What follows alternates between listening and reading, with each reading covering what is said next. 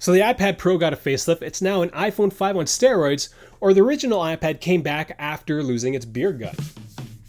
I think it's the latter because John said this about it. It marks the biggest change since the original iPad. Hashtag transformation. Now in general, I was way more impressed with the iPad Pro update than the MacBook Air and Mac Mini updates, as it felt like Apple is actually trying to push the iPad forward, whereas in the other updates to the other products were just to bring them out of dereliction. But after watching the entire keynote, also, where are my AirPods 2, Apple?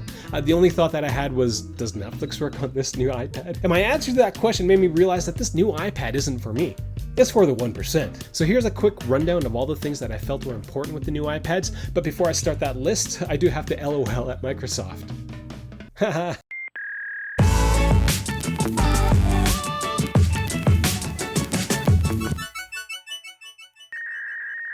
Number 1 goes to the new form factor. The new iPad Pro is ripped.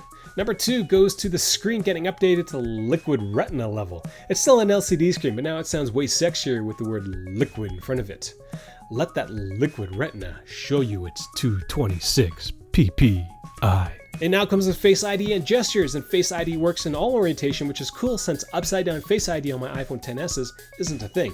Personally, I think gestures on the iPhone X and newer devices are very intuitive, so I'm excited to see how well it works on the new iPad. Now, if you're wondering what I think about the new iPhone XS's and XRs, do check out my comparison video for those devices. Number 4 goes to the new chips. The iPhone XS has an A12 chip, and the iPad Pro has an A12X chip. Quickly, what comes to mind when you see the letter X? For me, I get thrown back to my teenage years where Generation X was a thing. Yeah, I don't believe I just did that too. Now, on a much less serious note, telling the audience how many billion of anything usually gets them riled up. There's more than 10 billion transistors. That's so many transistors, but I don't know what they really do. But it also pales in comparison to the 5 trillion operations per second. So many illions and so many numbers that kind of mean absolutely nothing to normal people like us. Number 5 is that the new iPad is 1,000 times faster than the original iPad, which is pretty cool. How is that even a fair comparison? It's like me saying that I've added 245 pounds to my bench press since I was a toddler. It's a stupid stat. Number 6 goes to, well, machine learning. As Apple has spent a lot of time in their keynotes in the last year talking about machine learning and how it's been applied to photos. Now, I understand that technology is supposed to exist in the background, but have you guys ever noticed an improvement in how your photos are managed?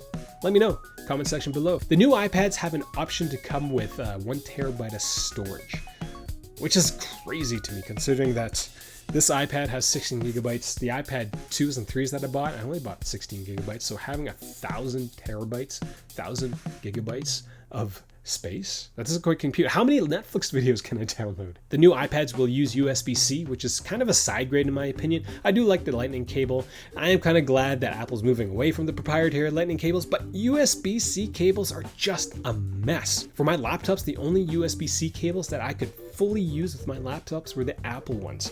I couldn't get any other ones to fully charge my laptops, and I've used about a dozen of them. The new iPads will also allow you to charge your iPhone, which is going to be handy for people who treat their iPads as their primary working devices, or they keep forgetting their chargers. But this feature is kind of one of those things that points towards the 1%.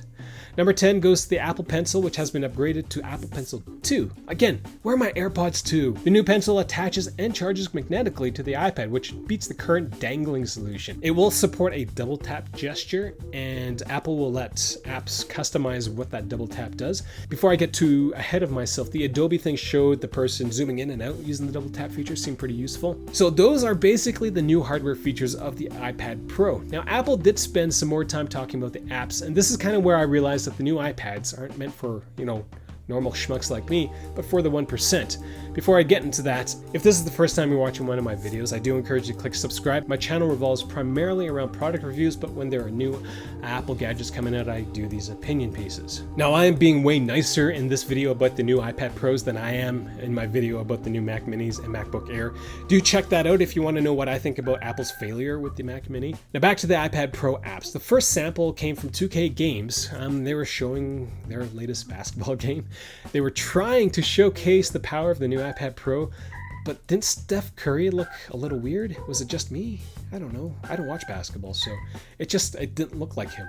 Regardless, when I was watching the game demo, I realized that I hadn't played a game on any iOS device in over a year. Now, despite having highly touted graphic processing power, there aren't many games that aren't pay to win or inundated with microtransactions. For me, having amazing graphics pales in comparison to having to pay $3 to make progress in any stupid game that I buy on the App Store. And I think that's a problem that Apple has actually failed to fix.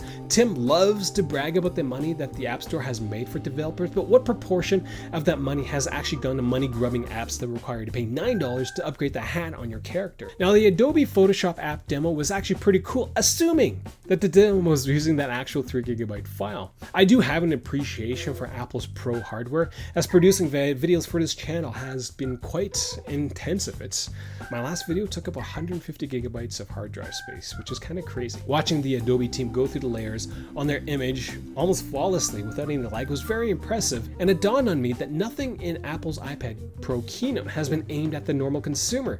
The new iPad Pro is meant for people who actually create hard on their iPad, the 1% of the iPad users who will actually benefit from having a terabyte of storage space because they're shooting video, mixing drinks, mixing tracks, or drawing butterflies. And I never thought about this in terms of the iPad, but Apple is finally taking the Pro moniker of the iPad Pro seriously. The things that I do the most on my iPad is watching Netflix and reading news via websites or books. Even look at the top free apps in the App Store, most of them are consumption apps. And that's not like the new iPad Pro got smaller, it's bigger and has sharp corners, so when you're lying on your back watching cat videos on YouTube, it's going to hurt even more when you drop it in your face. Again, all these things kind of point towards the 1% of people who are going to use it as an actual creative. For the average schmuck like me, it's just going to be another device that I'm going to keep around for 5 years before thinking I need to upgrade it. But with all that being said, yeah, I pre-ordered it. It's coming next week. I'm going to do unboxing. We'll see how well it goes. So what do you guys think about the new iPad Pros? Leave them in the comment section below. Again, first time watching one of my videos, hit the notification bell so every single time I produce content, you get notified. Thanks for watching. High five. Fine. Go. It's a real dog.